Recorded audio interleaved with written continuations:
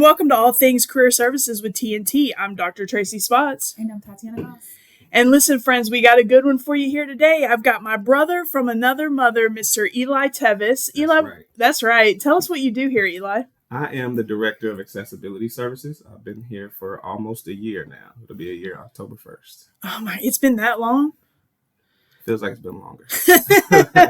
But all good things though, right? All good things. Of course. All right, so we're just going to jump in here. We have a few questions because inquiring minds want to know about the support services you should know. Mm-hmm. So can you explain what Student Accessibility Services is and what it provides for students?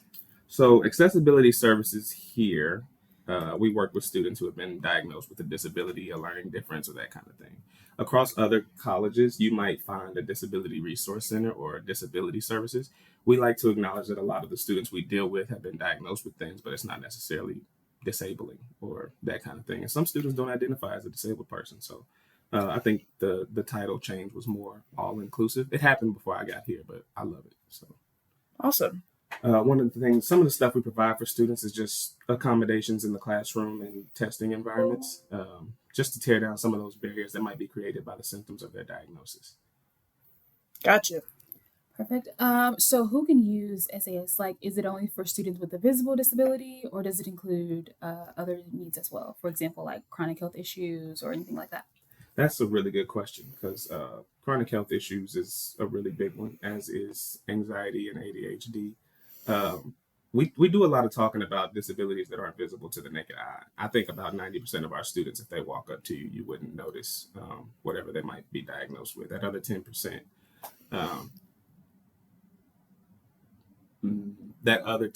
you could possibly see some of the symptoms of their disabilities. But outside of that, most people are dealing with things that other people wouldn't know unless you talk to them and ask them. What are some common misconceptions students might have about accessibility services? One of the biggest ones I've come across is that accommodations and services will look the same way they did in high school. And that's not the case. Our job here is to accommodate you, not over accommodate you. In high school, I think the mission is to make sure that everybody succeeds. And here, we're just here to make sure that everybody has the same opportunity at success.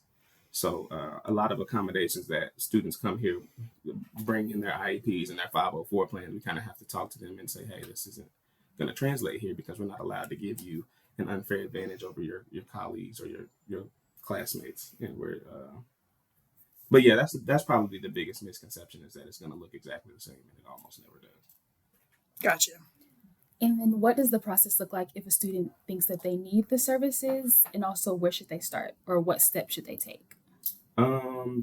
The process for the most part starts with an intake form, and we have our intake form online. And I typically try to email our students who reach out to me via phone or email the link to it. We also have a paper copy of that intake form for students who walk into the office, and we have a flyer with the QR code that will take students to that if they would like to just fill out our intake form on their phone. I guess that's part of being all inclusive, just having multiple ways to do things. But yeah, it all starts there. They use the intake form to tell us about themselves and what they've been diagnosed with, and upload documentation of their disability if they already have it. And then once I review their documentation and make sure it's sufficient to attain accommodations on campus, they'll come meet with me and we'll discuss what accommodations they're eligible for. Awesome. Can you give some examples of accommodations or supports that are commonly offered? One of the main ones that we offer students is additional testing time. Timed exams can be really stressful for a lot of students, and students who suffer from things like anxiety or ADHD or just anything in general that could prolong the amount of time it takes for them to display their ability or knowledge of course content. We try to make sure that they're getting ample time to do that. We also do American Sign Language interpreters for students who might be deaf and hard of hearing. Alternative text for students who can't succeed with a traditional textbook. We do like audiobooks, that kind of thing. Yeah, there's a bunch of them, but that extra time on tests and quizzes is probably the most common one we have.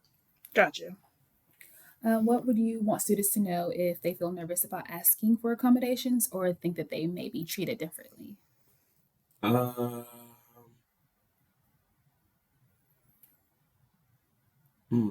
That's a good question.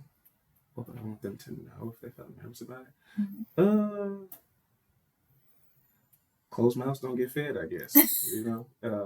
And it's even if they think they might need accommodations, or it's sometimes students come in here and they get registered for accommodations and never use them. Mm-hmm. But it's better to have it and not need it than to need it and not have it. So that's probably what I would tell the student. Just make sure that you're getting everything you need. And even if you don't need it, make sure you have it just in case. Yeah. How can using SAS help students not just academically, but also with confidence and persistence in college? Understanding that they're not alone in what they're going through.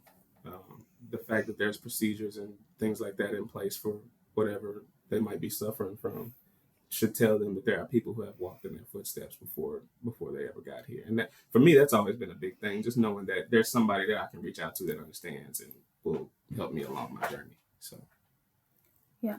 We may already know the answer to this question, but we're still going to ask it. What if a student isn't sure about, like, if they qualify, can they still reach out to you?